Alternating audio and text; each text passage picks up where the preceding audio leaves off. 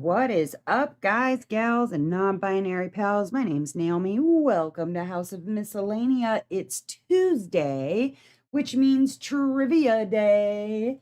I decided to keep going with the 90s pop culture theme. Thought we'd move into some, medium difficulty questions since we really got through a lot of the easier ones.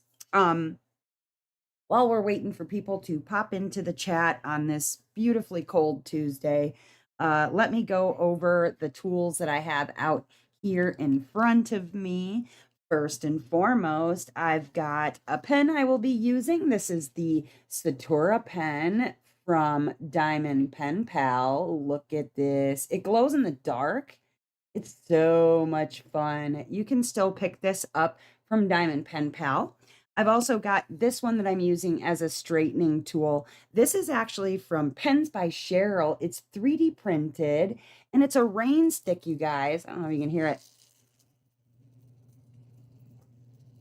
Yeah, it's a rain stick, but I use it as a straightening tool. Love this. I've got a pen holder here from Zodiac Shadows. It's for Mary Morales 2425.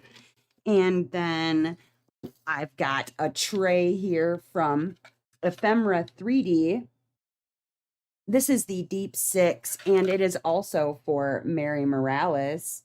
Yes, yes. They have a couple of different types of trays. They have the Six, and then they have Deep Six. They have the Deep Six, and then the Totem. The Totem is really, really cool. This one, you put all of your excess drills in this side, and then you use the thing here is a screw.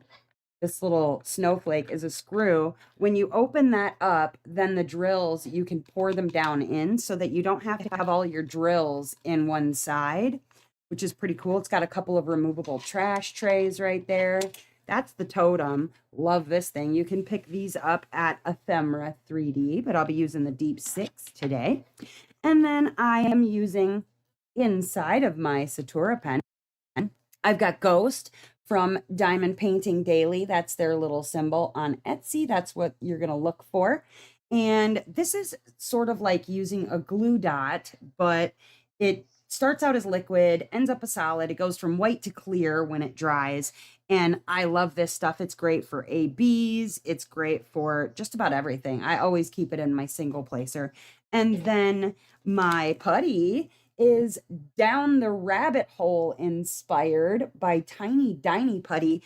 This one is strawberry and chai tea because this one that I am working on right now is Down the Rabbit Hole and it's based on Alice in Wonderland. So what better than to have some tea and some strawberry crumpets? Am I right? Good stuff.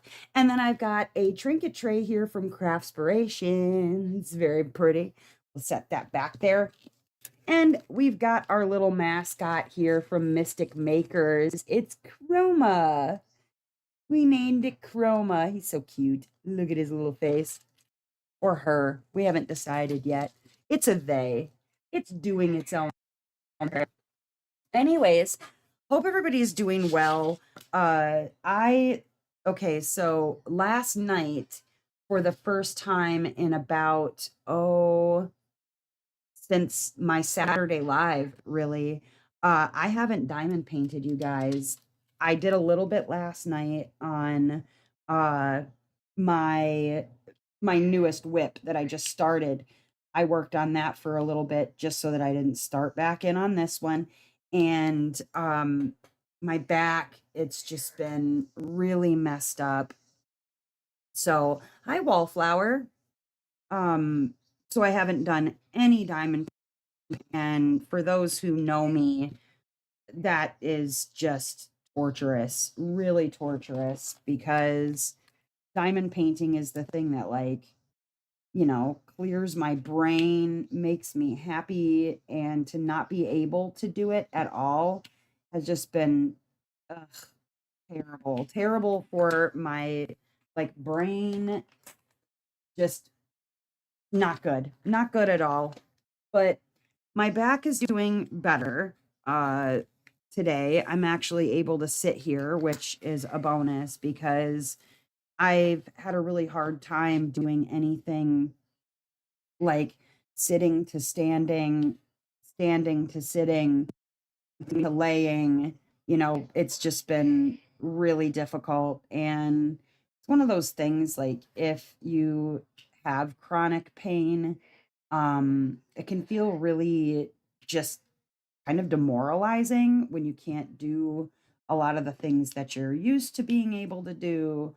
And I don't know, it's probably a combination of, you know, falling when I went down with beans, or it could be weather, or the fact that I have a pre-existing condition, or kind of a mix of all of those things. Just not fun. Not fun at all.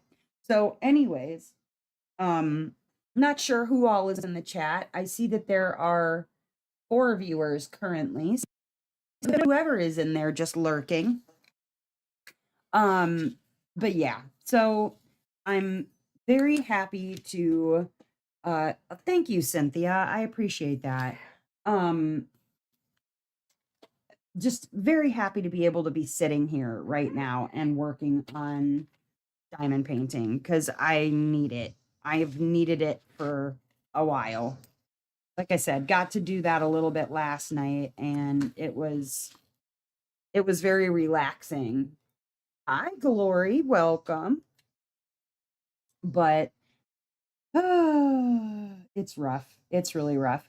Dustin ended up staying home today. He's not been feeling the best, so um he's at home. The kids are in the kitchen making, I don't know, grilled cheese sandwiches, I think. Oh, you're eating them now. And then Dustin's over here playing some Hogwarts Legacy. I think I gave him the bug because I've that's what I've been doing since I couldn't diamond paint. Just been playing video games. Hi, Mel. So when you can't diamond paint, I guess that's what I do is I play some Hogwarts Legacy. I thought about playing my Animal Crossing, but oh, did you guys hear that they announced the actual like release for the new Switch? Are they calling it the Switch 2? The info about it's releasing Thursday.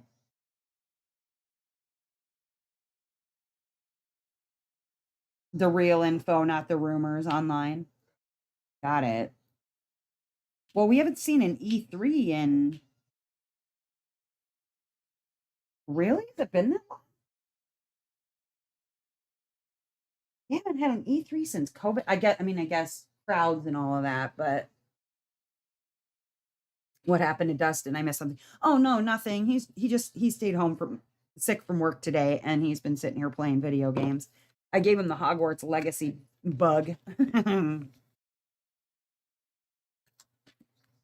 I don't know. It's like that time of year where it's hard to tell if you feel like garbage because you just feel like garbage and you're sick, or if you feel like garbage because the weather is garbage and the air quality is kind of garbage. You wake up kind of stuffy. Is it because, we need to replace the furnace filters, which is probably part of the case, but I don't think that's why he's sick. And unless you're faking it, are you a faker? You faking, you fakey fakerton? Yeah. Okay. Good to know.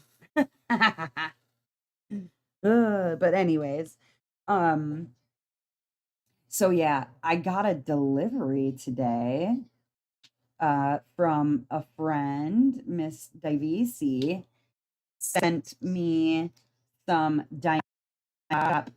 Moraleses, which I took a look at. I want to make sure everything arrived safely and whatnot, but um, there's 4 that she's going to be sending in total. Diamond Shot Moraleses, but uh, I got 3 now, and then the next one she sent in another box because in a separate box with some other diamond paintings because she didn't want it to get crushed. And I see that they were in there like tight. So I don't want her to crush them either. My husband has a man cold right now. Oh, okay. So he's dying, basically, is what you're trying to say. I will say to Dustin's credit that most of the time when he's sick, he doesn't like turn into a big whiny baby. I was going to use other verbiage. I didn't. Yeah, he doesn't turn into a big whiny baby, although he did make me get up and make him breakfast today. Well, make me. Okay, he didn't make me. He asked me nicely, and I did make him breakfast today. I could have straight up said no, because that's the kind of, loving relationship we have. If he would have attempted to make me, I probably would not have done it. But I got up and I made him breakfast because I was feeling better when I got up. So there is that pretty much. Yeah. Um, you know, at the time, the men in our lives when they have cold or they're sick or whatever, it's a big old case of crybabyitis, but pretty much dying. Dustin's all right though. He has had those before though. I will say, and he knows it too. Sometimes it's like, are you dying? Are you gonna die? Everyone I know right now has pneumonia. Pneumonia? Wifely duties. That's one of them, I suppose. Making the breakfast could be considered duty. When I think of wifely duties, like, have you seen the show Shameless? Because I've been watching a lot of Shameless recently. Uh, Different kind of wifely duties in that show. Worse than my husband, I asked for my mom. Oh goodness. Oh no. Yeah, I don't know. I guess I'm just so used to every time I get sick, I'm forced to continue working or forced to go to work or whatever. Like my last job, I really couldn't be sick. I could not be sick because one, even if I was sick, I was going to have to work from home anyways. I just had to work at home. And then if I, the only time that I was exempted from having to work, no, never mind. Even then, I worked when I had COVID. I only took like a couple of days, a couple days off, but I wasn't off because I was working from home. There were a couple of days where literally I could not work with COVID. It was not going to happen, but yeah. Bow chicka bow wow. Yes, exactly. Those kinds of wifely duties. The kind that require scrubbing floors, if you know what I mean. Uh but yeah, there were a couple of days when I had COVID, there was no way. I was death warmed up. It was not gonna happen. But the rest of the time, there were no excuses. I didn't get to call in sick because I was the supervisor. And when anybody else called in sick, I was the one who had to cover. So there was that. Yeah. So at my last job, I was a care staff supervisor and working with the elderly. So if there was somebody that called in or if there was some sort of a staffing issue, I had to take care of it whether I was sick or not. It didn't matter. I was working from home. Um because unfortunately, like the turnover rate for one in a place like that or like an assisted living or memory care situation, the turnover rate is already ungodly in all kinds of healthcare. But then add to that, most of the staff is, and this is not being rude or whatever, but typically um, undereducated women, usually of a certain age. The ages typically are like younger, early, like late teens, early 20s, or you had your kind of group of uh like older women, older being like, 30s, 40s, but the amount of like professional type help that you would get in a place like that, very little. And all of them, they behave as though they're taking care of house plants. You know what I mean? Like that they can just call in whenever they want, that they can show up late, that they could do whatever. And because I was running the schedule, I was supervising the staff, I was training the staff, I was orientating the staff, I was hiring and firing the staff. Like I was staff supervisor. Like I did everything that there was to do, including HR duties with the staff. And so I was on call. Literally, it was in my job description to be on call 24/7. I did not get holidays off. When Dustin and I would go, and we go on a vacation every year in July, for my sober anniversary, because my sober anniversary is on the 6th of July. So like over the 4th of July weekend or whatever, we typically will go take off somewhere. And he told me the very last time that we went before I wasn't working at that place anymore, uh, basically told me that if I didn't like shut the phone down or leave it at the hotel or whatever and not respond constantly to calls or texts, that he was going to throw it in Lake Michigan. And he was serious. He was fully serious that if I didn't just put the phone down, that it was going to go into the lake, because I have no work life balance. But right, I did not just call us older. Well, older than 20s. You know what I mean? Older, not elderly, just older, older than the kids that were working there with, most of them did not have high school educations, or if they did, it was like they did the barest minimum of whatever, always. Dang it. Glue is not wanting to be gluey for some reason. There we go. Uh, but yeah, they just did the bare ass minimum. And so, wow, the kid just dropped something upstairs. Um, we're young and they're just younger. Okay, I'll go for that. I'll go for that. I don't feel like that all the time, but I'll go for that. But yeah, it was just I had no work-life balance at all. Basically the well, okay, so after I left that place, after I was no longer working there, eventually, because the job just couldn't be done without me, literally could not be done without me, they eventually, for a multitude of reasons, they fired the executive director, which was like the head honcho. And then shortly behind executive director, they fired the director of nursing, who was like my direct supervisor. And it was because like they couldn't keep up on certifications, they couldn't keep up on training, they couldn't keep up on the schedule, they couldn't keep up on anything, because I was basically doing the job of 3 or 4 people. And so, I hear it a lot from the girls that still work there.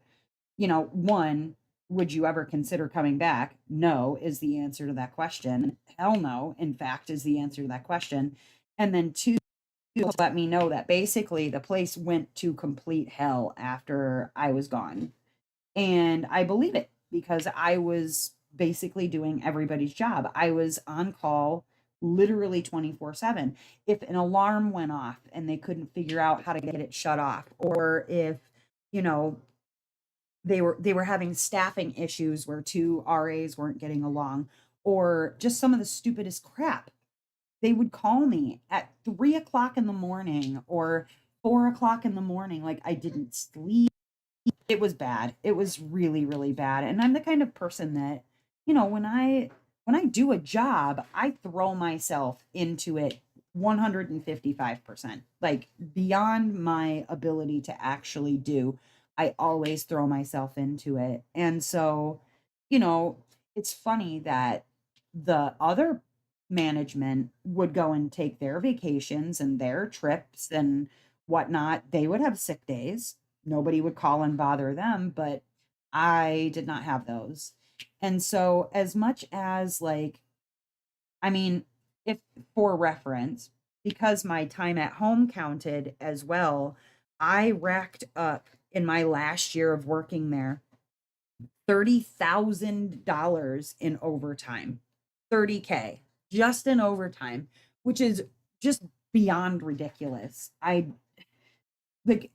I was working 70 and 80-hour weeks normally on the regular. That was not unusual for me to work 70 and 80 hours either on the floor covering for people who are calling in or training or just handling dumpster fires or whatever. And so when I tell people that I was on my way to stroke or heart attack working there, like that is no exaggeration.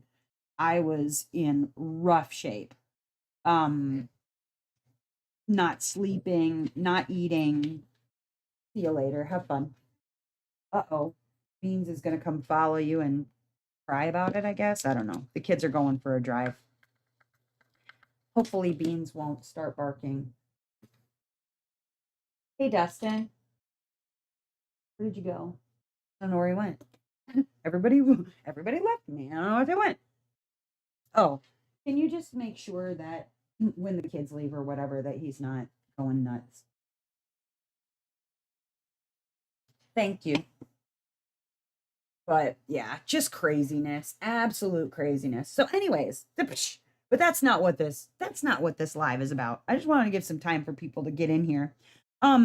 Okay, who is ready to do some more 90s trivia? The reason I kept it on 90s trivia is one, we really never got into like difficult, not even difficult, but medium difficult answers to things. So I thought, okay, we'll go on with some medium questions, maybe finish up the rest of the easy ones that I had set aside. And like I've mentioned before, I feel like many of us kind of fall into the, 90s range as like what either we grew up with or we were teenagers. Like I was a teenager in the later 90s, 95 and on.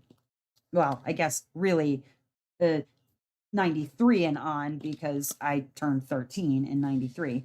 Uh, but yeah, most of us I feel like fall into that category. Or, you've got this of children, really, kids. Well, I think of them as kids because, anything younger than 35 to me feels like a kid.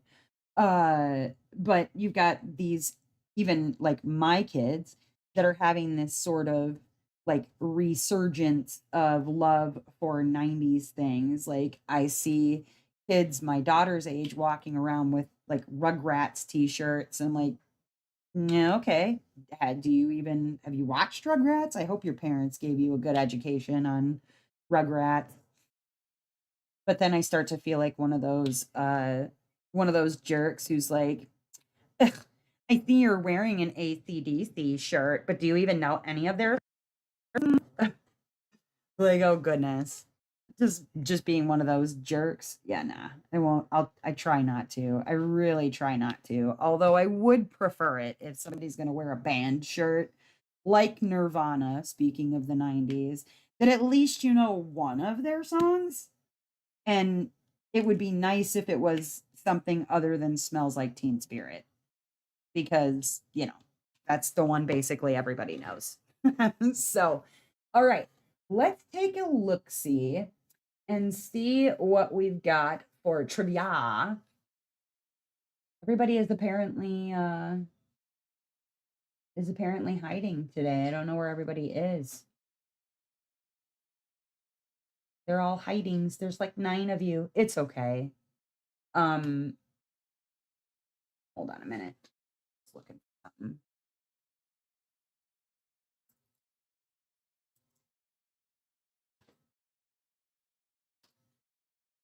All right. Let me see. Yeah. All right. So I already asked those ones. Let me see where. Here we go. All right. Now, some of these are still going to be easy enough, even though they're listed as medium questions. We will, we'll go with what we have. But I went through those. All right, went through those. All right. So let me go back up to the medium questions. These ones still, I feel like, are pretty easy, really, when you consider it. But we will start out with our medium questions. Did you mean your top 9? Yeah, honestly. So for medium questions, Sarah's here. Oh, okay. Hi, Sarah. Um, I just wasn't sure if there was a mod here or not. Everybody's so quiet today. Uh, let's see. So yeah, you're gonna see that they're marked as medium, but I really feel like they are easy questions. So without further ado, or as Casper site says, without further ado, die diddly day, let's go ahead and do some 90s pop culture trivia. I need like a theme song, right? Da da da da da da da da da da. 90s trivia. All right. Question number 1 in our 90s pop culture trivia is, what 90s sitcom featured the phrase "nothing for you"? I even said it the way it was supposed to be said. What 90s sitcom featured the phrase "no soup for you"? Yeah, yeah. A show I never even actually watched. Not even on rerun. Oh dang. You know what's gonna happen?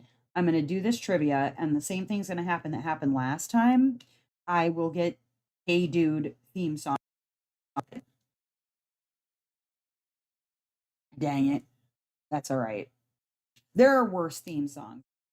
Okay. Although I could, I suppose, try and get the Salute Your Shorts theme song stuck in my head, because that's a pretty good one. You did not like that show? I also did not care for that show, personally. Just got here. Sorry, the work calleth. How dare the work calleth? Do they not know that it is Tuesday and it is trivia day? And because I've like literally been laid up and not doing anything aside from basically laying on the couch with a heating pad and then laying in the bathtub when able. I haven't even been on voice chat in days, which is weird because usually there's me talking to somebody on something in, each day, but not the last couple. I've just literally been a hermit and hiding with my biofreeze and my heating pad. I've been hiding out. So, reminder to those who are interested that after the live, we always go on over to Discord, the House of Miscellanea Discord, and into the voice chat where we chat about, everything, a little bit of everything. So if you're interested, there should be a link down in the description. Otherwise, let me make sure, remember if I've got an updated one. Check this. Let's make sure. Here we go. All right, there we go. Create invite. There. Yeah, there we go. Bam. There is the Discord for those who are not already a part of the Discord. I feel like many of you are. Many peoples. Um, but yes, the answer to No Soup for You is the soup Nazi from Seinfeld. And it was not a show that I watched. Are you going somewhere? What are you doing? Just running around everywhere? Fair enough. Yeah, Seinfeld was not one that I think I was probably a bit maybe young for maybe no. I I wasn't young. I feel like I just didn't care for the comedy. It just wasn't my style. And I not that I don't care for some like dry humor, but I like British dry humor. So it just didn't, yeah. Seinfeld didn't do it for me. I don't know. Was it a hit for anybody here? Like, was it one that you loved, you never missed? Oh, also, don't know if anybody noticed, but I also turned off monetization for the Tuesday live so that you guys don't miss questions. I mean, granted, if like YouTube throws something in there by YouTube's choice, fine, but I have ads turned off because I figure just easier to answer the questions and not have ads to interrupt you. Grab one in a moment. All right, let's see. Next question is what artist, and again, these are pretty easy for medium questions. What artist made the song My Heart Will Go On famous? Which artist made My Heart Will Go On famous? What's up, Nancy? Welcome. You're not anything yet, Nancy. We just literally just started the trivia. You only missed one question, which was about Seinfeld. We just kind of got started.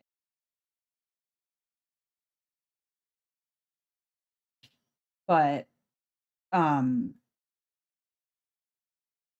yeah, I was not yes, really when it came to any kind of like sitcom television, I was pretty picky.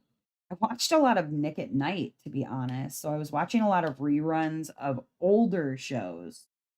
Like I'd much rather watch, reruns of Designing Women or The Golden Girls or something than a lot of what passed as funny.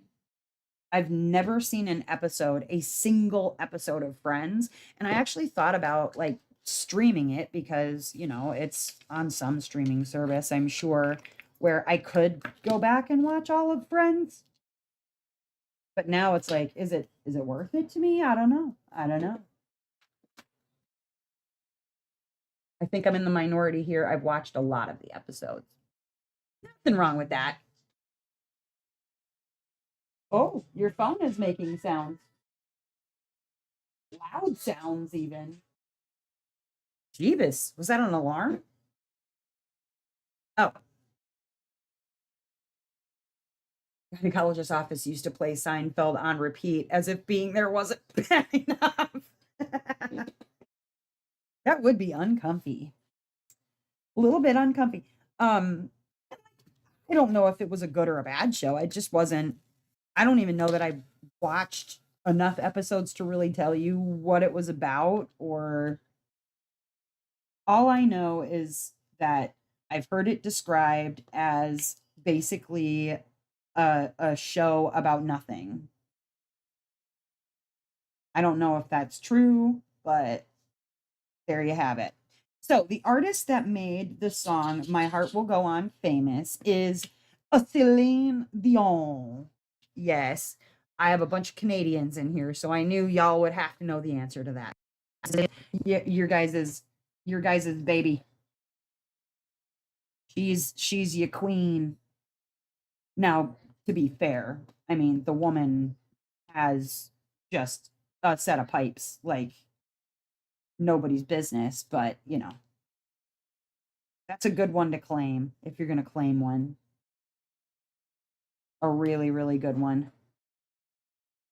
But you guys have some other amazing claims for Canada, which, you got to be proud of. Like Seth Rogen, definitely a win because he's Canadian, right? You've got Ryan Reynolds. I mean, that's definitely your hottest Canadian, in my opinion. Can't watch Friends these days. It's so 90s cringe. The memories are enough for me. That's fair. That's fair. And I mean, that's the thing too. You have to watch like certain shows and put them in the time frame that they're from because otherwise it's like, ooh, this is bad. How did we how did we ever think that it was okay to speak like that or to, I don't want to say think like that because you think however you think, but to say certain things out loud, it's like, oof, eek, ah, yikes. 90s fashion, I don't feel like was terrible. There are some things that I felt like were questionable. Like those they were essentially like a onesie for adults that had a snap crotch. You guys remember those? Terrible. Terrible. I would always wear one with my overalls because, nothing like making sure nobody sees your underpants than wearing a onesie for adult ladies, because of course, men don't wear. Oh, sir.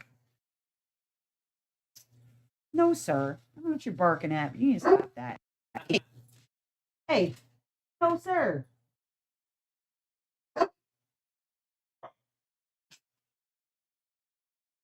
Because he doesn't want to lay in the kitchen anymore now. He wants to yell about nothing.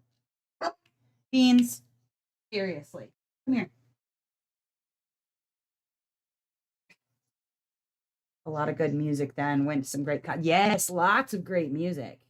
Ooh, Ryan Gosling. Yep. Joni Mitchell. Joni Mitchell. Yes. I don't remember much of my 90s TV off the top of my head. I was buff. Okay. Yes, Buffy will never ever die in my heart. Although I was more of an Angel fan. Hi, Southern Mama. Yeah, I was definitely more of an Angel over Buffy. Like I love Buffy, don't get me wrong, but Angel over Buffy anytime. Um what other Canadian exports do you guys have that are definitely winning? Um Too many. Too many. Wait, isn't Hugh Jackman also from Canada? Am I crazy? Am I imagining that? You got a lot. You got a lot of really great Canadian export. Captured by Radiant, the diamond painting company, also Canadian export. Bee's Crafty Corner, one of our sponsors, Canadian export. Creations Morin, another sponsor. Which of our other Canadian? Um, Zodiac Shadows, I think, is Canadian. Lots of them. We got a lot of Canadian export for sponsors too. Justin Bieber, but we're not that proud.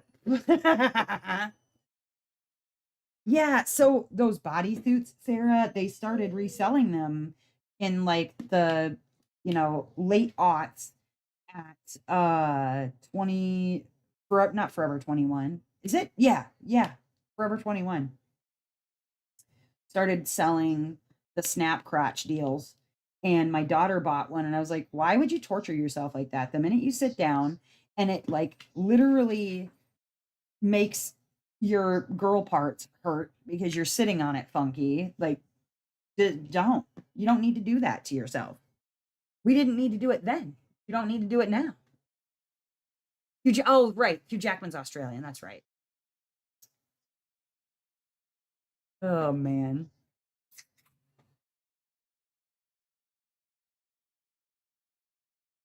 Love Felicity because she was a train wreck. All right.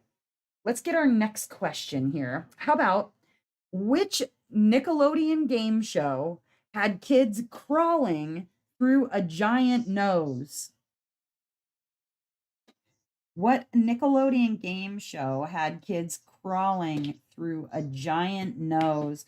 This was one that I would have loved to have been on. Although, if there was going to be any Nickelodeon game show that I wanted to be on more than this one, it was Legends of the Hidden Temple. And I know that they tried to do a reboot. I guess they tried to do a reboot at one point and it failed miserably, but I would have absolutely loved to have been on Legends of the Hidden Temple. I uh I didn't I okay, so I didn't live in Florida much, but my like I don't know, I was 5 to 6 years old when my dad was in the military. We lived in Tampa for a short while, and I I never would have been, old enough to have gone on the shows then, obviously, but as I got older, it was like, ugh, grr, well, wanted so badly to go and even to be in the audience for one of those, never did. My younger sibling, of course, pitches a fit about, going to like Universal Studios, going to be on one of the shows, and got to be in the audience for one where they slime people. I don't think that it was like Double Dare, which is the answer to the question, Double Dare. Yeah, they started with sliming on You Can't Do That on Television, but Lucy was not old enough to have gone on and seen You Can't Do That on, and that was a like a skit show. That wasn't a game show. But it was something like Gut or whatever. But Lucy got to go and sit in the audience for that, and I was like, dang it. I just walked into the conversation about girl parts hurting. Sorry, Crystal. Talking about those snap crotch onesie things. Yellow Dog. Yes, Yellow Dog Designs is also a Canadian export. Carmen San Diego was my dream show, but I would have crashed so hard for the final game. Yeah. Yeah. Double Dare was no cable TV growing up plus two. Oh man. That was the one thing that my mom always made sure that we had hooked up was cable because I think, well, one, she needed something to raise me, so TV it was. Um, so we always had cable. We didn't have food in our, cupboards, but we always had cable. Always did have that.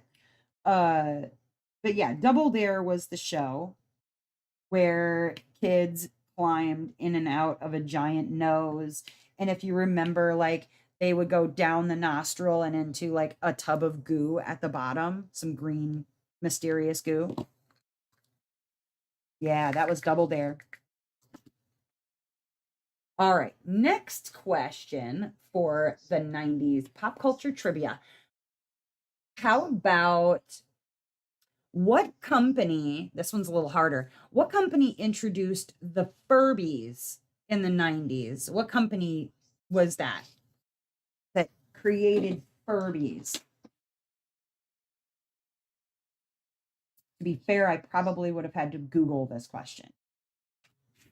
So if you get it, kudos on you because I definitely would have had to have Googled this question. I would have known it after I Googled it and gone, oh yeah, that's right. Because it wasn't like one of the big ones. It wasn't a Mattel. I owned like a bunch of Furbies. I worked at Toys R Us when Furbies became like the big hit thing. And we would have people, calling and asking if when our next shipment came in, if we could hold this or that one, whatever. And of course, we couldn't. But as employees, we were lucky enough that we would get our pick out of the shipment if a new one came in and we really badly wanted it, at least hold the one we wanted for ourselves.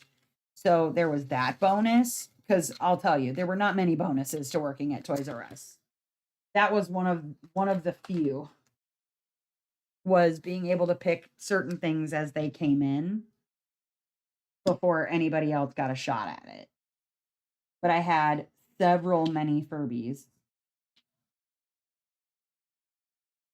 Hi, Cat. Welcome.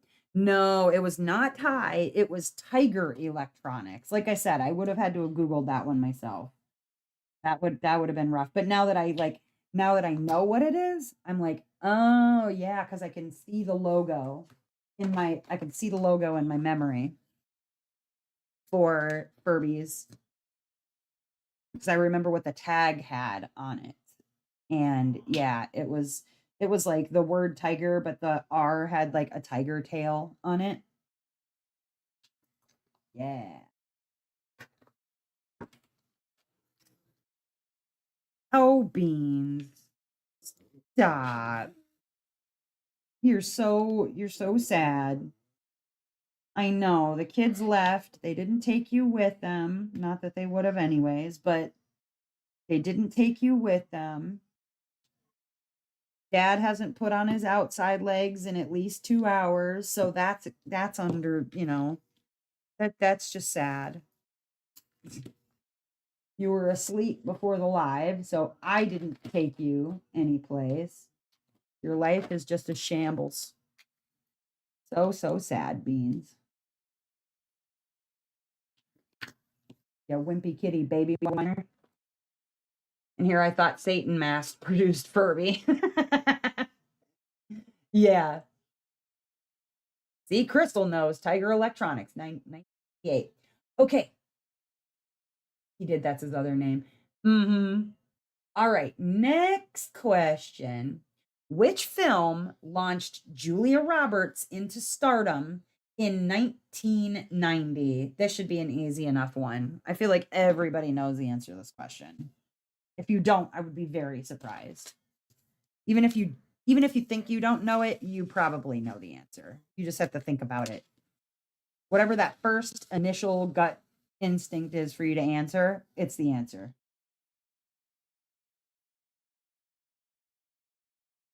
Yes, Ty was Beanie Babies. Ty was also troll dolls, the little trolls with all the different outfits and all the different hair colors, and some of them had jewels in the belly button. In 1992, I used to work in a balloon shop. Now, the lady, you started that. That was, come here. Sugar. Yep, that was all your fault. And now you must be shamed. You must be shamed for the people. Here we go. Here we go. Oh, sugar, do, do, do, do, do, do. Oh, honey, honey, do, do, do, do, do, do. You are an annoying dog, and you're barking at nothing. Oh, sugar, do, do, do, do, do, do. All your people need you. Do, do, do, do. You are a puppy dog, and you got no teethers in your head.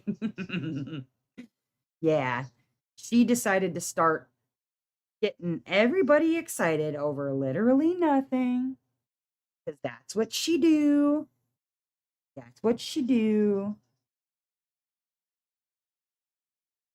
Yeah, the puppy. Okay, I will have to share at some point. Aurora found literal puppy pictures of Sugar, and at the time when the picture was taken, and she was a brand new, she was maybe 3 months old. She was this big. I mean, like, I would say maybe 12 centimeters in length, something like that. 12. I could fit her in my hoodie pocket. I could fit her in my hoodie pocket. And she was like, I don't know, maybe 7 inches tall. She was tiny, tiny, tiny, tiny, itty bitty, itty bitty. So I will have to find it because she looks like a little baby. She's just so cute. Yeah, go be good, Sugar. Go be good. Um, but I will have to have my oldest send it to me because she found it on like her Google, you know, do you remember when or maybe even Facebook or something, but a picture of her when she was just a wee tiny baby. That was about, well, she'll be 6. 6? Wait, I'm about to be 6 years sober, right? Yeah. So then she'll be 6 in May. Yep. Yeah, that sounds right. She'll be 6 years old in May. And even though her face looks really gray, because all of her black hair is now starting to turn white, she's really not that old. But yeah, I will have to find this puppy picture because it is the cutest thing. She just looks like a little baby bear or something. She's adorable. Adorable. I have to find like all of the dog's puppy pictures and just share those at some point in like one of my whipping chats or something. Like a then and now sort of thing. And maybe tell the story about how I got all of them. My little doggos. I only have one cat left. We've owned a lot of cats over time, but yeah. Okay, so the answer to that question was Pretty Woman. Like I said, if you thought too hard about it, you were gonna overthink yourself right out of the right answer. But the next question, what MTV show featured celebrities battling in animated wrestling matches? Stop motion, yes. Stop motion animation wrestling matches. What MTV show featured celebrities battling in stop motion animation wrestling matches? I watched the crap out of this. I'm not even gonna lie. I'm a little bit ashamed of myself, but it is what it is. It was actually kind of highly amusing. Do you remember what it was?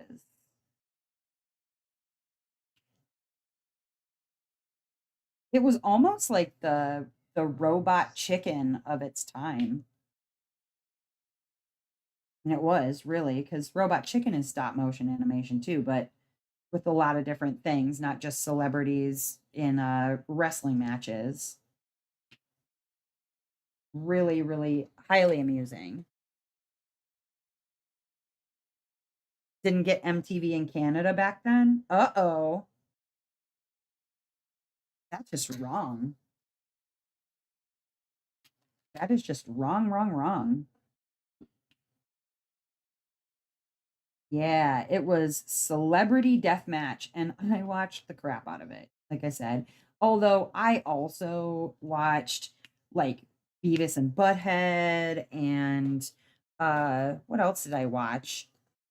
Watched Beavis and Butthead. I watched The Real World. Eon Flux. Yeah, I did watch the crap out of that. Although it was Head, Max Headroom. Oh, yeah. God, I forgot that existed too. Um, yeah, I watched a lot of weird MTV. The only thing about Eon Flux was like the eyeball with the fly in the opening credits that always bugged the crap out of me. No pun intended.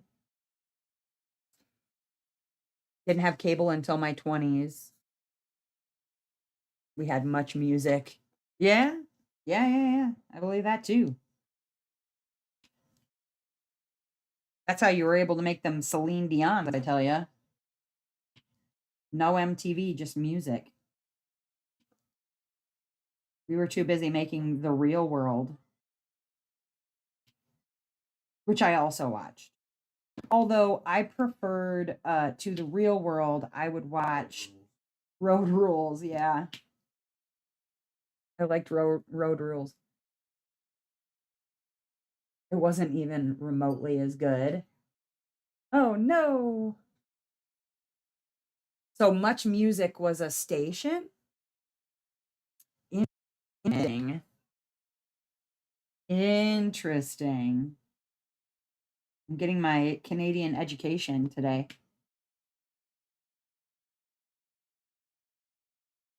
You're not even my like far away neighbors to the north. You're like literally my next door neighbors to the north. Gotta learn some more about you, especially if as a country we're just gonna buy you, because I guess that's a thing we're trying to do, right? Moving on. Canadian MTV. All right. Low budget MTV. Fair enough. All right. Next question. Popular 90s computer game involved creating cities and avoiding natural disasters. What popular 90s computer game involved creating cities and avoiding natural disasters? It is not the game that it is now, I'll tell you that much. The element that people wanted to focus on was definitely not the city building necessarily. I mean, yes, the city building, you're still building houses, but not just like cities. The origins of this game in particular was a city building game. I like Roller Coaster Tycoon, um, games like that specifically, where the point was to make roller coasters and get people to go to your theme park and build enough bathrooms and all that fun stuff. I did not play a lot of computer games because we didn't have much for computer game in my house, because either A, like we just didn't have a computer, or B, my mom was so busy like meeting people on MSN and stuff in chat rooms that I wouldn't have really had time to play on the computer anyways, because my mom was too busy, networking with people. Yeah, Sim City. What? You died? Oh, you died in Hogwarts Legacy? Oh, fair enough. All right. In what year did the Spice Girls release Wannabe? In what year did the Spice Girls release the song Wannabe? If you wanna be my lover, you know the rest. I was raising young kids at the time. We did not have cable for 10 years. Kids watched a lot of PBS. Had to watch Buffy with static because I was using antenna for reception. Got cable season 6 of Buffy. Oh, okay. Had the old rabbit ears. Kids will never understand like the sound of tuning your television to the TV station that you wanted. uh, or having to basically, get the rabbit ears up and then stand in a doorway, holding them in just the right way so that you would get reception for whatever show you wanted to watch. And we also thought that like literally smacking the shit out of the television was going to help it not be, staticky or whatever. Absolutely. Yeah, I remember you had the big dial and then you had the mini dial, which had, numbers like you'd go 1, 2, 3, 4, 5 or whatever, and then your other like a mini dial where you would fine tune it to whatever TV station, what have you. It was like the higher numbers. The struggle of the old tube TVs, man. Weighed like 98 pounds, and if one fell on you, you were probably going to die. And if your color tube went out on it, then you got that like weird greenish color. Yep, absolutely. Absolutely. All right. That one was 96 is when Wannabe came out by the Spice Girls. 1996. Doesn't even seem like it. All right. An easier question. Who starred as the genie in Disney's animated Aladdin? Which celebrity starred as genie in Disney's animated Aladdin?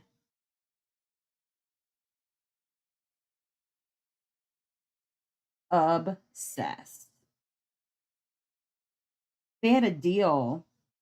The person who played Genie had a deal with Disney that, they didn't want their face used in advertising or, on any of the promos, anything like that. In fact, wanted it to be a smaller thought of role.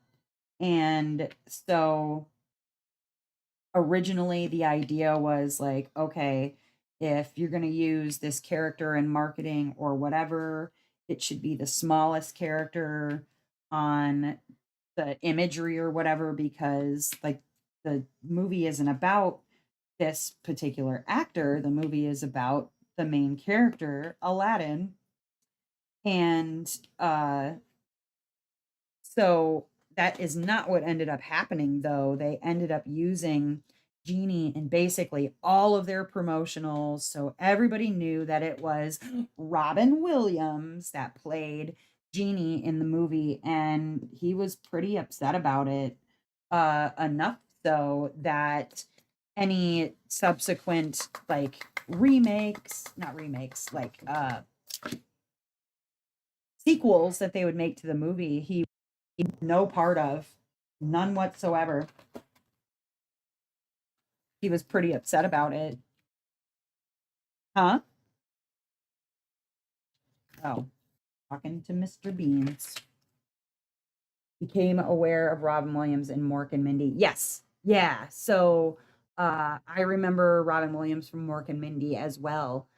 I have a very hard time watching anything with Robin Williams in it just because of, the tragic way that he passed away. Uh he was honestly like my favorite part of the 90's. I feel like all of my really good memories had some Robin Williams element in it in the 90's. Just a brilliant and amazing man. Very furry though. A very furry man. A very hairy dude. There we go. Yeah, there we go. Let me do another swear. He shouldn't have played the part so well. Truly. Very true. Part he played really well, which was creepy as shit, was, have you seen 1 hour photo? Oh my god. Like, one, if you're not prepared to see Robin Williams as like a psycho stalker and whatnot, like, do not see 1 hour photo. It is not a Robin Williams that people are used to seeing, understandably. It's just not a kind of character that he was really playing. He was playing funny and he was playing goofy, and so it wasn't the kind of character that you would see from Robin Williams. And so 1 hour photo, when I saw it, sort of like a thriller, scary movie. Oh my god. It was sort of like seeing Stanley Tucci in The Lovely Bones. Ugh. Oh, gross. Gross. But I do have a really difficult time of watching anything with Robin Williams in it. I mean, especially, for instance, like What Dreams May Come, for obvious reasons, uh, because of, the specific content matter.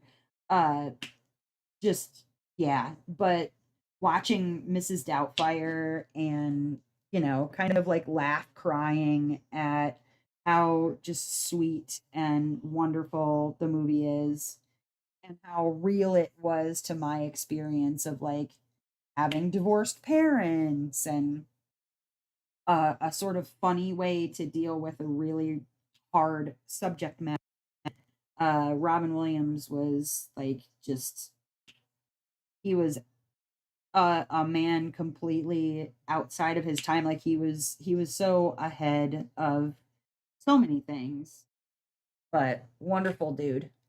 Birdcage. Oh my god, the birdcage. Yes. Yes, yes, yes. Oh, and Jack. Just anything really. Like he was just so talented at playing literally any kind of character. I mean, look at Good Will Hunting. Like he could play the straight guy, he could play the funny guy, he just play anything. And Birdcage is definitely a good example of how he could just literally do no wrong, like ever. All right, let's see. We're gonna do a special in the heart on there. And I'm trying to remember. I think I did the darkest color, the one down there. No, I did these two brighter colors. Okay, it was this one, 498. But Patch Adams, yeah, oh my gosh, just anything. Really, literally anything that Robin Williams was in was just perfect. Just perfect. Oh, this one's got like gold glitter in it. I guess I forgot. Did I put this in the one down here? I did. I did. Okay. I didn't realize that this particular fairy dust that I have from Diamond Art Club, that it's got like gold glitter on the top of it. I don't know if you can see it, but it's got gold glitter on it. Anyway, I'm subbing out. I didn't want to go like too crazy with specials on this one because one, there's a lot to see and look at in this one that I felt like really putting a bunch of specials in it, I feel like would just be too much chaos. I mean, maybe in the roses or something there could have been more, but honestly, I don't think it lacks for like because there's fairy dusts in here and whatnot. I think it does okay with the amount of specials that it does have. But I wanted to do something special with the symbols on the card specifically. Okay, next question. Let's see. We've got okay. This was my trend, y'all. So let's find out if you know. Which fashion trend involved chokers, plaid skirts, and combat plaid tops? And well, they're tank tops, but we called them wife beaters, of course, back then because we didn't have any sense in our head. White wife beaters, combat boots. They were the fur. They were specifically the chokers that were like plastic, that were stretchy, that are like coming back popular now. Uh, yeah, what was that particular era? In fact, in the Aerosmith Crazy video with Liv Tyler, that was sort of this particular look, although mostly it was done by men. The combat boots and the jeans with holes in them and whatever, like it was typically done by men. But this look in particular was definitely one that I rocked in like middle and early high school. And then I kind of went full Victorian goth.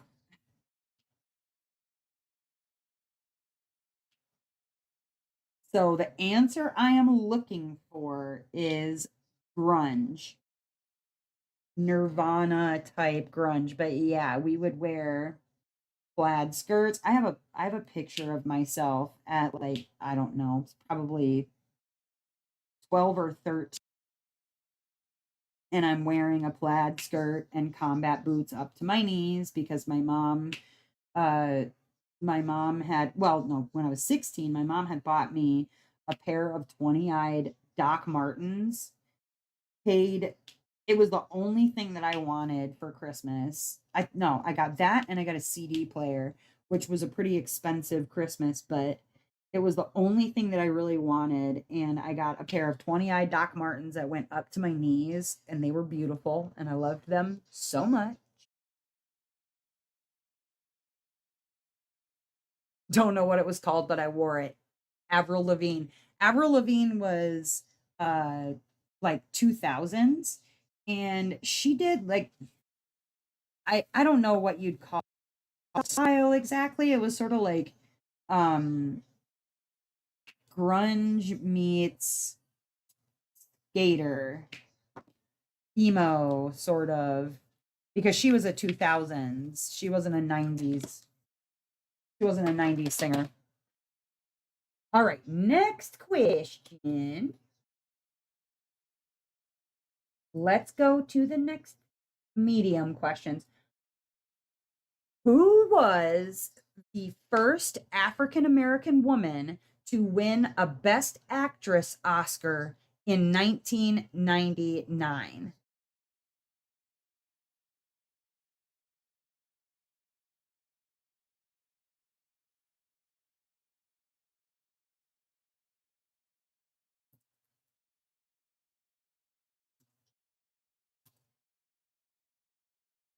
Gotta look up and see which specifically.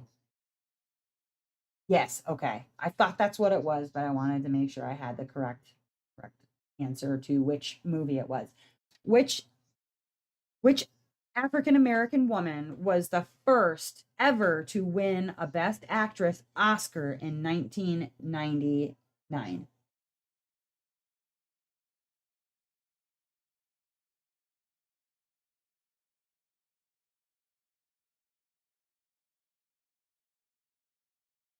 Look at another.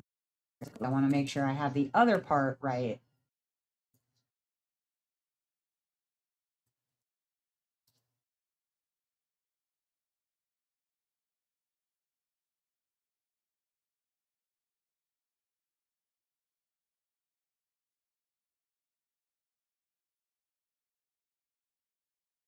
Why? Wait, hold on a second. Hold on.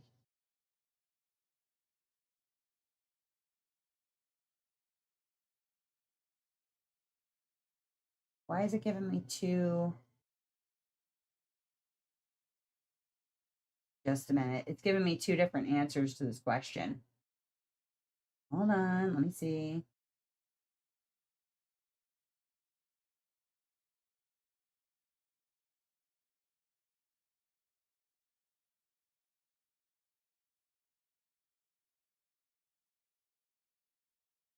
Oh, okay. So technically, this is a right and a wrong question. It is Halle Berry, but technically, Monsters Ball came out in 2001, but she won the award in 99. I'm like, wait a minute. It says second African American to receive the award for Best Actor. First time two African American performers won Oscars in the same year, which was in 2001. But it's like, yeah, uh, Monsters Ball was the movie that she won for. Very weird. I don't know why it lists it as both 1999 and 2001. But if you said Halle Berry for Monsters Ball, then you were correct. But I don't know why it was listing that as a 1999. That was weird. Maybe she was nominated in, I don't know. But the other actor who won the same year was Denzel Washington for Training Day in 2001. Interesting. All right. Go back to my questions here. I thought it was weird.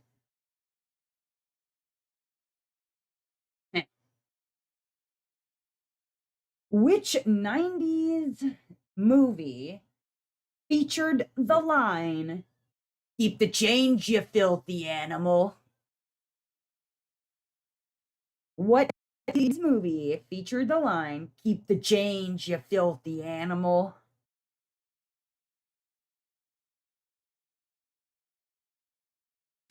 But interesting. Sorry, I was reading stuff on stuff. I don't know why it said 99. I'm like, wait, that was 2001. And she wasn't the only African American to win that year. I was actually looking at a list of like African American winners or nominees, really, because the Academy nominees, obviously in 63 was Sidney Poitier. Poitier? Poitier? Poitier. Sidney Poitier. I don't even like saying that word. I don't know why. Won in 63 for his role as Homer Smith in Lilies of the Field. And then everybody behind him was nominated. So, like James Earl Jones in 70 for The Great White Hope, Paul Winfield in Sounder, Dexter Gordon in Round Midnight, Morgan Freeman in Driving Miss Daisy, Denzel in Malcolm X, Lawrence Fishburne in What's Love Got to Do with It, as Ike Turner, Morgan Freeman again in Shawshank Redemption, Denzel for The Hurricane. He was nominated in 99, but no one won until Denzel and Halle Berry won in one, as well as Will Smith for his role as Muhammad Ali in 2001. Interesting. Just a little background for you. A little background for you. But yeah, yeah. A lot of nominations. Many times a bridesmaid. Many times not a bride. Yeah, Home Alone. Also said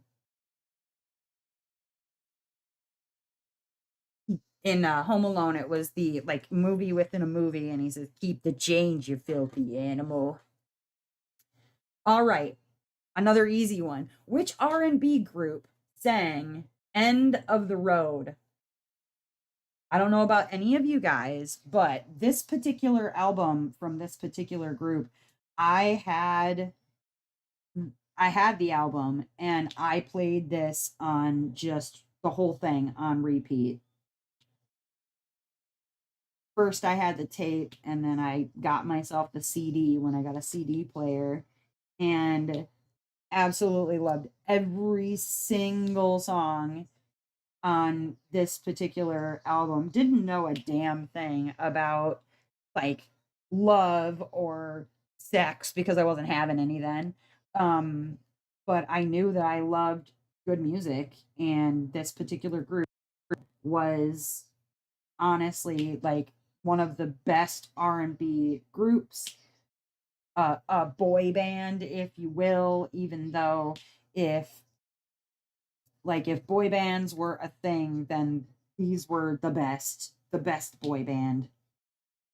And that is Boys to Men sang End of the Road.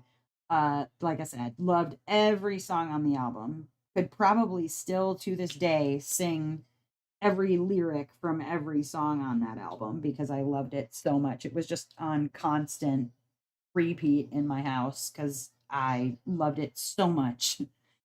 So much. But that was Boys to Men.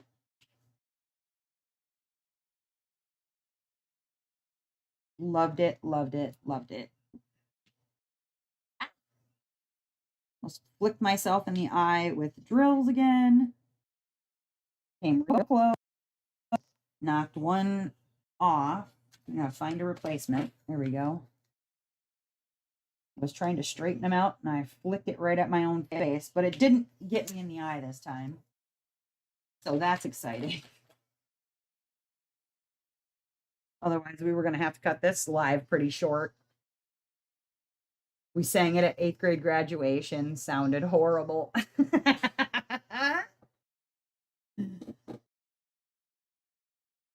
That's adorable. I would have loved to have seen that. Sort of like when kids try to do the musical Cats in high school. It should be a no-go always, but that's still, oh my God, too funny. All right, next question. What was the name of Doug's dog in the 1990s cartoon Doug? You remember Dog's name, Dustin? Okay. Wasn't sure. Listen, I don't know what you know and what you don't know. I know you know a lot of random things. Was not sure if Doug was one of them. What was the name of Doug's dog? All right, give it to me, Dustin, if you know it. Yes, it was Pork Chop. That was Doug's dog's name. Pork Chop. I didn't know it. I'm going to be honest with you. I forgot it. I forgot completely. To be fair. To be fair. That's another great Canadian export. Letterkenny. Love that show. Hilarious. Totally, totally hilarious. All right. What was the name of the 90s sitcom starring Fran Drescher? Oh, Mr. Sheffield. Yeah, yeah. What was that show called? I watched that too. Now that I think about it, I did watch that a little bit. I did indeed.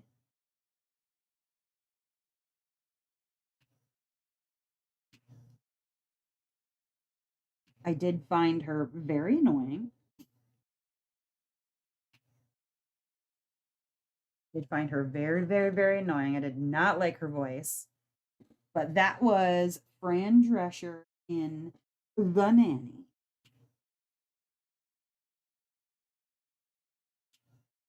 I both liked it and like it, but that's kind of the way it goes.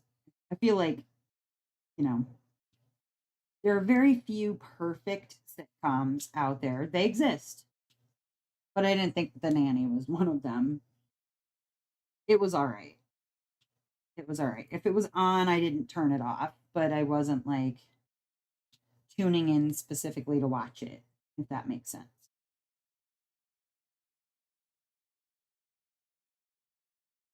The giant hair. Yeah, nah. I probably could have done without the giant, quite honestly. Probably could have been just fine without it.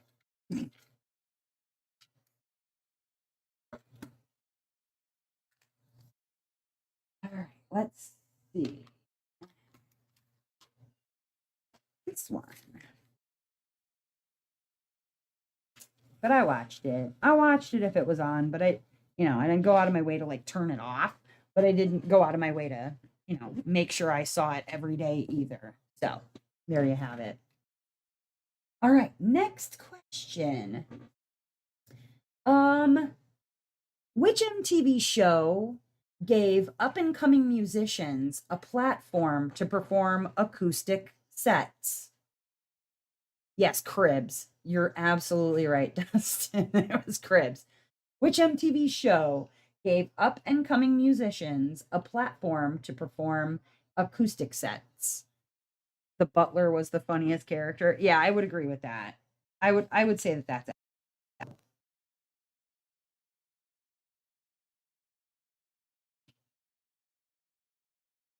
I'm gonna go ahead and agree.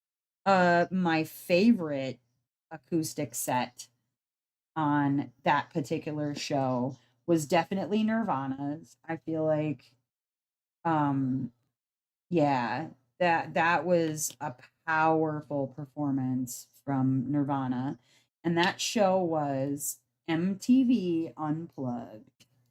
Loved MTV Unplugged, but I've always really enjoyed anyways, especially because, like, all right, this is gonna sound a little bit like me. Well, vinyl is better because of the scratchy.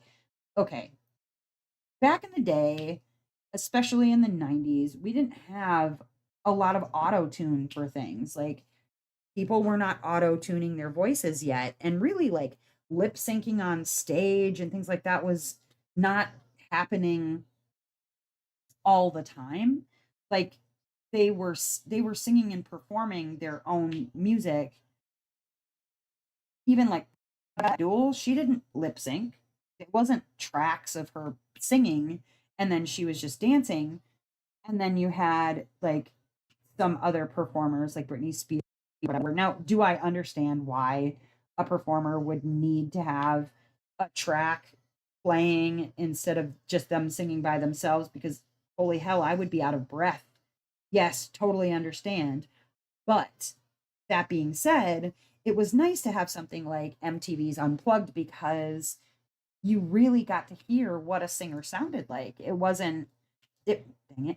It wasn't just a crap representation of, what they could sound like. It actually was what they sounded like. And so, having MTV Unplugged, you got to really hear what a band sounded like.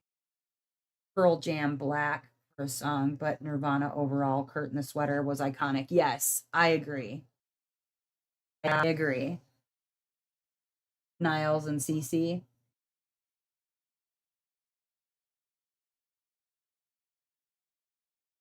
But yeah, it was nice to hear what a singer actually sounded like rather than the kind of, polished up, oh, bless you, geez, the polished up version of, what they sounded like with auto tune. And so, yeah, I agree. The Nirvana Kurt Cobain in the Sweater is iconic. Still probably to this day, I feel like. Well, if MTV played music instead of TV shows that it has. Um Loved it. Loved MTV Unplugged. All right, let's see. Next question.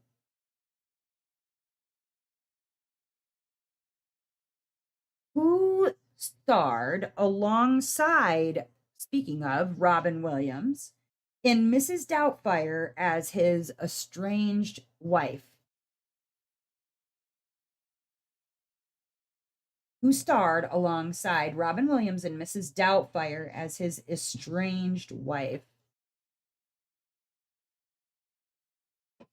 Yeah, I don't know if anybody else was like me, where, the minute that this particular actress was cast as like the shrewd kind of bitchy wife who seems to be uptight about everything and whatever, I was both like sad obviously when they got divorced.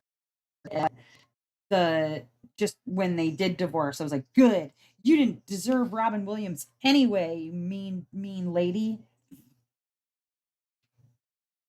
Too good for you. Not realizing that, like, as an adult person who has, been in a very long relationship with a kind of a man child myself, and I don't mean that in a terrible way. I mean that in a way that, like, Dustin can be a 4-year-old sometimes and he knows it. Um that you have to have a certain kind of like love and patience for that. Now, for me personally, that sort of thing didn't scare me off. In fact, it's what endeared me to Dustin in the first place because I'm kind of a woman child myself.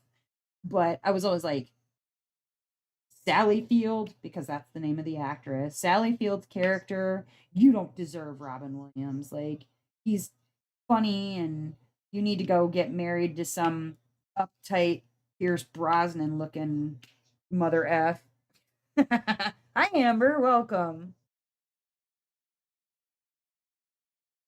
But yeah, so I just did not care for the Yeah, I didn't like her very much. Although I can also understand the frustration that can come from being married to a person who's job hopping and you feel like you're carrying all the weight and whatever. I wasn't a parent by the time that that was going on. I wasn't a parent yet, but I've dated plenty of guys who were man children who did not like to work a steady job and kind of made me pay all the bills. So I get it. I got it when I was older, but as a kid I was like, everybody loved Robin Williams. Like, why is this lady got to be so mean? Right? So as a kid, totally took Robin Williams' side. As an adult, completely see where Sally Field's character was coming from. Not saying I agree, but you know, you got to learn to love the man children in your lives. Okay, you got to be supportive, and they're supportive, and you make it work, or you don't. Then you get divorced, and then you have a really big backyard, as they say in the movie. All right, next question. Um, what fast food chain used the slogan "Where's the beef" in the 90's? Which fast food chain used the slogan "Where's the beef" in the 90's?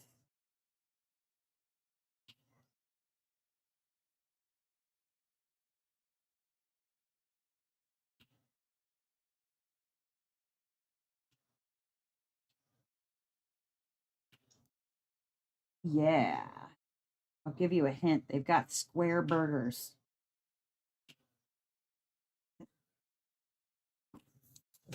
Frozen, never fresh. I think you got that backwards.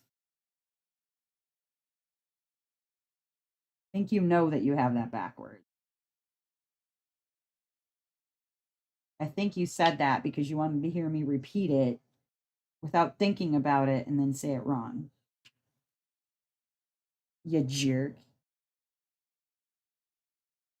Fresh, never frozen. Square beefy patties from Wendy's.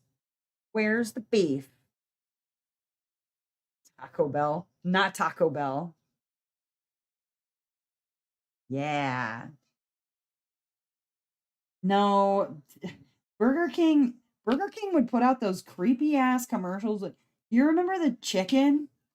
The chicken, and then like another chicken came up and it's like, "What are you doing hanging out with them fries, chicken?" And he's like, "Right, because of the chicken fries." I know, I'm getting that. And the chicken's like, "Well, maybe I want to be a fry."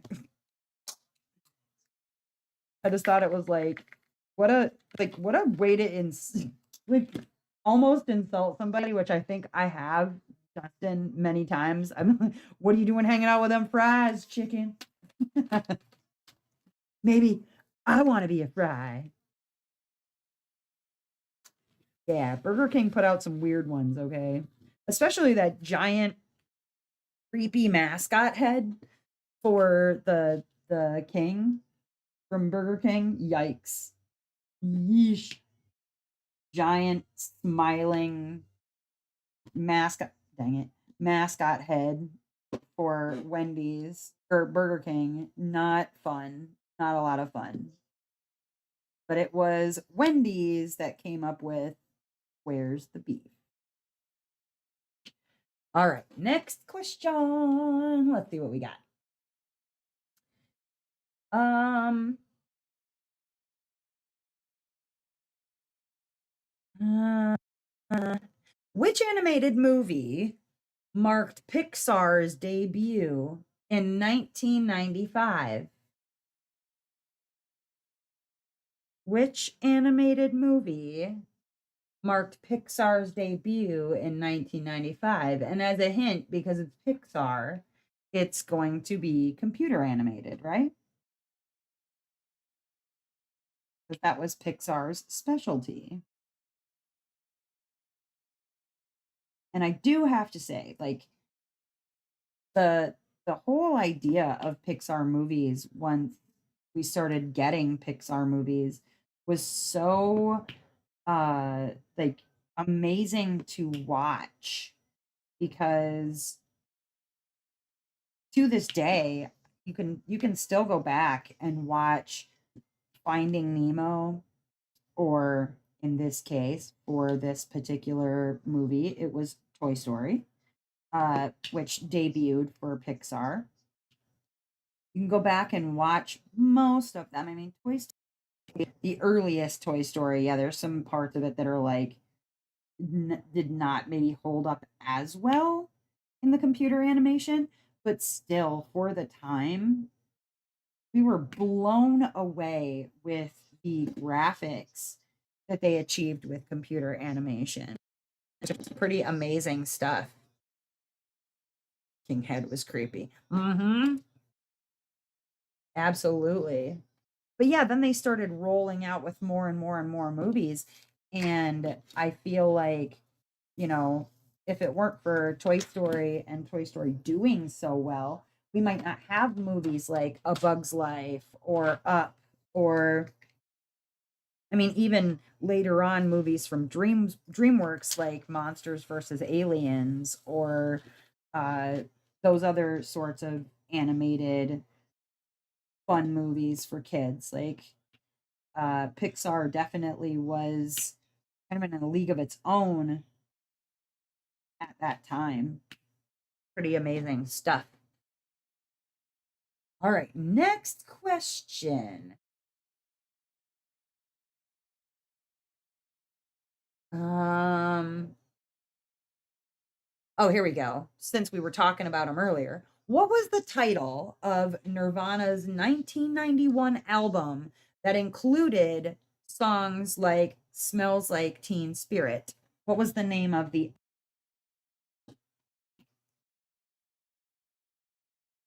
title of the 1991 album?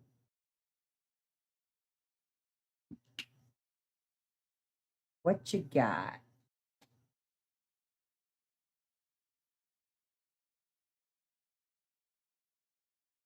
Again, another album that was just on constant repeat in my house. That one, and okay, there were a few, and I'm going to tell you what they are, that like literally could have played and played and played and replayed every song without stop. Um so one that was like absolutely replayed in my house was this one, which was Nevermind by Nirvana. That was the name of the album. Also, Jagged Little Pill, Alanis Morissette. Um, Fiona Apple's Criminal. I think that was the name of that album. If I'm not mistaken. Hold on, let me look it up. Be sure.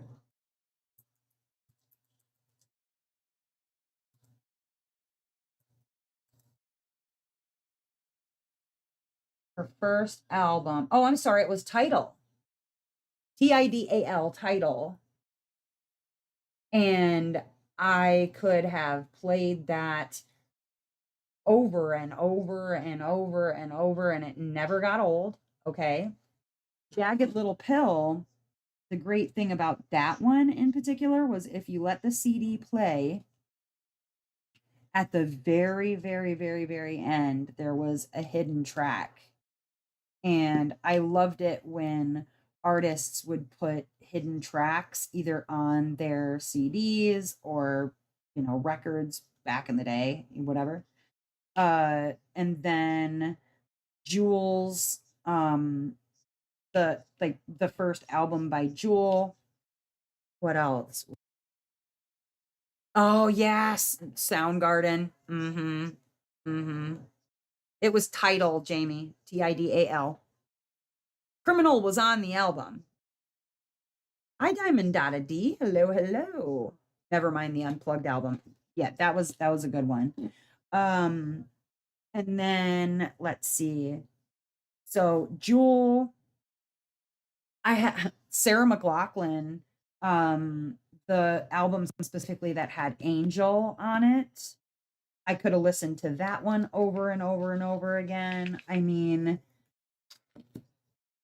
it was it was like you would hear a song on the radio and you would fall in love with a particular artist or whatever, and it wasn't like you couldn't buy a single. Well, you could buy singles. They did have singles from specific artists, but you were more likely to have just gone and bought the entire CD and then listened to it on repeat, and you pretty much got your money's worth out of it unless there were only a couple of songs that you really liked.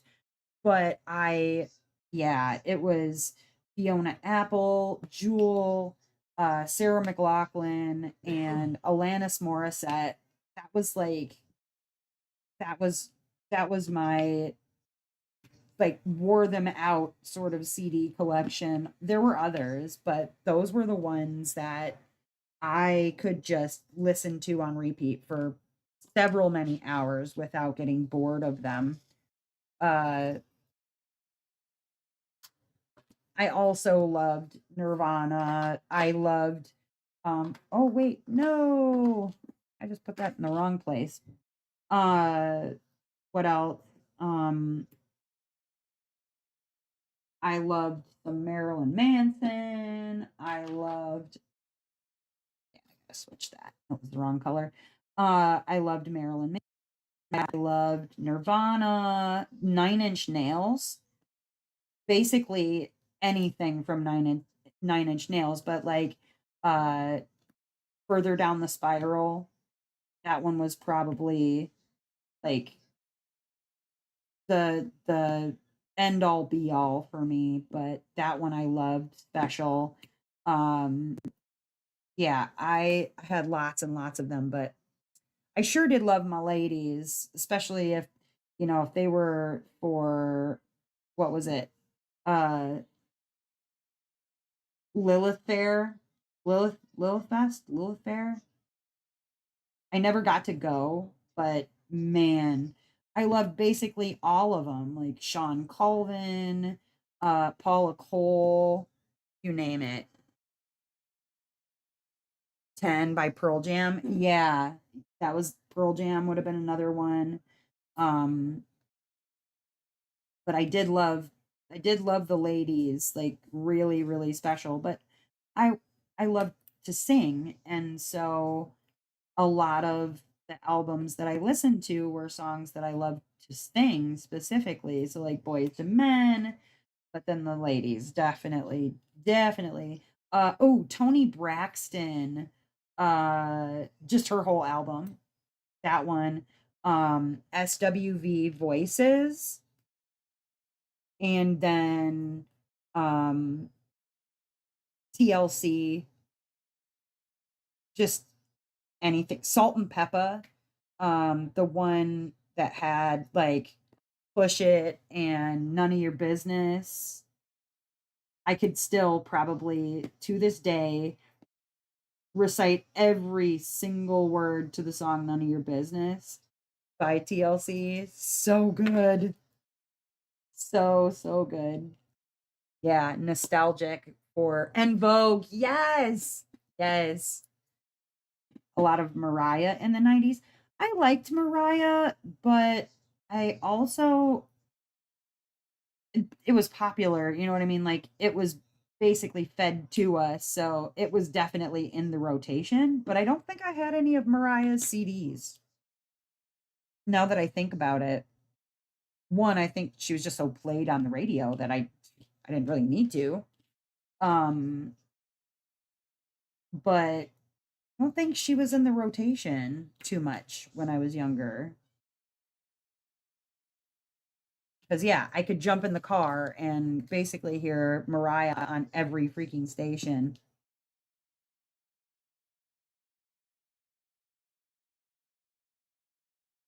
The new single was The Hotness. You could listen to that one until it wouldn't play. Yeah, like I had Duncan Sheik's Barely Breathing. And then there was a couple of other songs that was on the single CD, and I got out of that one. And then I had, before I bought the Tony Braxton CD, I actually got the single for Unbreak My Heart. And then that had like it had the regular version, like the radio edit version, and then it had another like different, I wouldn't say acoustic. I don't know what I would call it. I think I still have it actually, that particular single for Unbreak My Heart. But yeah, loved it. Absolutely loved it. Just such good stuff. Oh, don't mention Mariah. She just went back into hibernation after defrosting herself to pop out for Christmas. Yeah. We don't speak her up. Is that what you're trying to say? Beauty rest until almost Christmas. She don't want a lot for Christmas. Just maybe her old voice back. Sorry. I heard her sing All I Want for Christmas Is You live, like, I don't know, it was a couple of years ago. It was so bad. It was like, girl, no. If you stop having the ability to sing your own songs and you need to tune it down like 4 octaves, might be just time to stop touring. I mean, I know that's where they get their money, but dang. Dang. Teenage me was very disappointed. This is the problem with not watching a lot of like TV or whatever. Like, you get to pop in and then all of a sudden your idols and your heroes are all old and you're like, what happened? Stop. No, don't do it. Just don't do it. Having such a nostalgia. You mentioned Sean Colvin. I'm like, wait, I know that name. I think I used to sing a song by her, so I researched would get out of this house. The one that I loved was by Sean Colvin. Sonny Came Home. I used to get out of that at karaoke.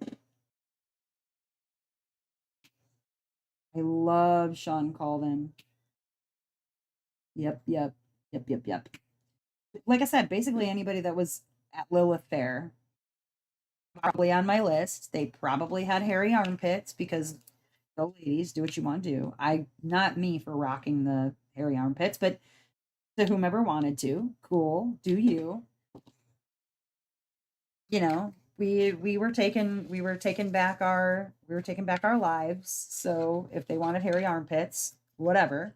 But yeah, if they went to Lilith Fair, I was probably listening to the shit out of it. All right, next question. Let's see what we got here. Um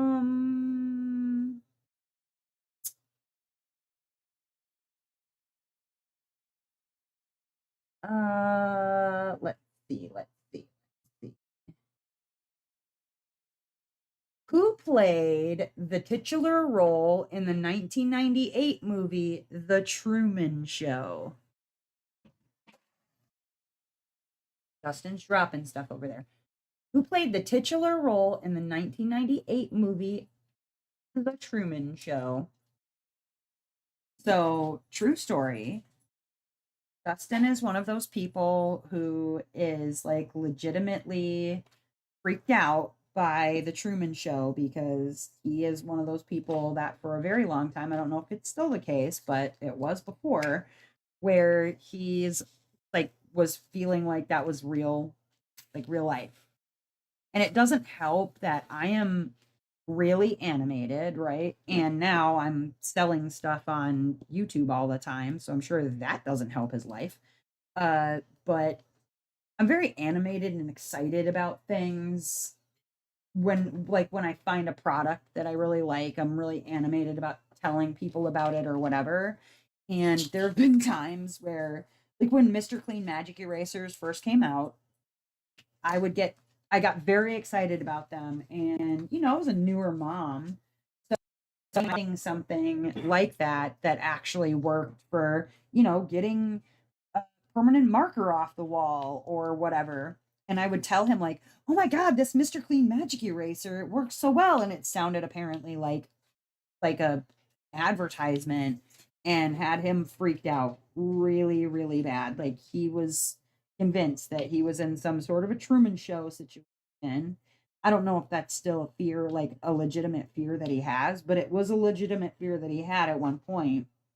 And yeah, it was kind of messed up. Like I would start getting really animated and telling him about something really cool that I found, a product, whatever, and he'd be like, seriously, I need you to stop. Like I'm getting really anxious. I'm like, oh, okay. Interesting. But yeah, Jim Carrey was the lead actor in The Truman Show. And yeah, he like legitimately was freaked the hell out by just me apparently sounding like I was advertising everything in the house. I don't know. Is that something you still think about, Dustin? Like now? Oh, okay. You get caught off guard from time to time. Yeah, it was really a problem. Then again, like I have really weird fears too that don't make any sense. Oop, one of which was like and is my fear of zombie apocalypse, like that it would really happen. I mean, granted, it was much worse when the kids were little and I had to like plans around the fact that I would need to actually like care for my children and somehow make sure that my children were going to live through this zombie apocalypse. And now that they're older and can take care of themselves for the most part, I don't think about it as much as I used to, but zombie movies were also really, really, really popular when my kids were little. So I think that just played into those fears. But yeah, there'll be times where Dustin or I will have this experience where it's like, you feel like the matrix is broken or something, like something happens and you're just like, what the actual hell? But uh haven't thought about the Truman Show portion probably for me anyways in a minute. But I do know that was one of his like major fears, major fears. Have I missed sugar shaming? You did. She actually started some shit earlier, but I can always stick her face back up here. We've only got a few minutes left. Just a second. Here we go. Oh, you over here sleeping? You over here? Come on, you. Wake up. Time to wake up, sugar. Everybody wants to see you. Okay, everybody wants to see you. Let me cover this up though so you don't get fur in my diamond painting. All right, here we go. Oh, sugar, do do do do do do. Oh, honey, honey, do do do do do do. You've got a puppy nose, and it's gonna be right up here. Look at her nose. Look at her nose. She's so cute. Look at her face. He's like, hello. He's a puppy. I want to drop you. Here we go. Hey, little sugar. She is patient, honestly, but she's getting petted out of the deal, so she probably doesn't mind too much. She's like, whatever. It means mom loves on me. So it's okay. No. Oh, you might get a bark. I don't know what she thinks she hears. What is it? Sugar. What's that? What is it? Did you hear that? Oh, shh, shh, shh. No, Beans. I wasn't talking to you. I think Dustin's putting his out. Say, hey, no, no. Hush, hush, Beans. I think Dustin's putting on his outside legs to go take Beans somewhere, maybe. Now that he's been quiet for basically all of the live. Sleepy ears. Yeah, she does. She's a pretty good dog. I mean, I've been very lucky in a lot of ways when it comes to my pets. Yes, there are stereotypical things that they do as their different breeds. Like Obviously, Beans barks. He's a Great Pyrenees. That's what Great Pyrenees do. Um, and then with Sugar, she's a Chihuahua, and they bark at nothing and alert the entire, house to what is happening. But it could be a lot worse. And I honestly feel safer knowing that, if she heard something, she would alert Beans or Bowie to whatever was going on. Like, I'm never going to sleep through somebody breaking into my house, or I'm never going to sleep through somebody, I guess, parking their car outside on the street. I'm never going to miss and sleep through the mailbox or the mailman getting here and dropping off our mail. Uh, I won't miss the important things. So there's that. But she's not like, when it comes to the rest of like the Chihuahua traits that are negative, she doesn't really have those. So, I mean, as far as Chihuahuas go, I kind of won the Chihuahua lottery. She's a very, very good dog. She is not obnoxious. She's not nippy. She's never bit or threatened to bite any child that's come in the house. She's a very good dog. So I've gotten very lucky. The only one that is very stereotypical dog breed in negative ways, I guess, would be Bowie. And that's because, I got her at 5 months old from a very abusive household. And so she just carries over a lot of that PTSD from living in that house, that there's not much that I can do about it. Like, she doesn't like men, specifically heavy set men with beards that are bald and wear hats, because that's the situation she came out of. And so if I have friends over that look like that, she will go at them. No, no, she doesn't like chomp somebody, but she'll nip people. Negative Chihuahua traits, never heard of them. But she doesn't like bite, she'll nip somebody. More like when, like border collie is shepherding or herding, herding, not hurting, their flock or whatever they nip. Well, that's what she does. She nips before she bites, but unfortunately she does nip without any warning. So there is that. But she's also anxious and scared of like fireworks and loud sounds. But again, that also is attributed to coming from a abusive household that she was rescued from. So, figure we'll let you know when the wind current changes outside. Yes, she does. Yes. If the wind chimes outside make a different noise than they're used, than the normal just ding ding, she'll let me know about that too. She lets me know about all the things. Where are you going? Take him for a little car ride? Oh, okay. Well, sounds good. Have fun with that. But all of that being said, you guys, I had fun with trivia today. I always enjoy our 90s trivia. We didn't get into the hard questions, so maybe we'll get into the hard questions on another one and just keep it going with our 90s trivia. Like I said, it seems to be in most people's wheelhouses, so we'll see. We'll see what we come up with. If you have a suggestion for any type of uh trivia that you would like to um hear me give out, I'm happy to take any recommendations, because I do really sometimes. But otherwise, you guys, I'm gonna call it quits for the evening so that we can head on over to our Discord after dark. Since, technically it is now 6 o'clock in winter and it's dark. I don't know, it's dark where you are, but it's dark where I am. So let's head on over to Discord after dark. And the next live will be on Thursday night on Twitch. And then again on YouTube on Saturday night, when we give away 7 prizes for Mary Morales.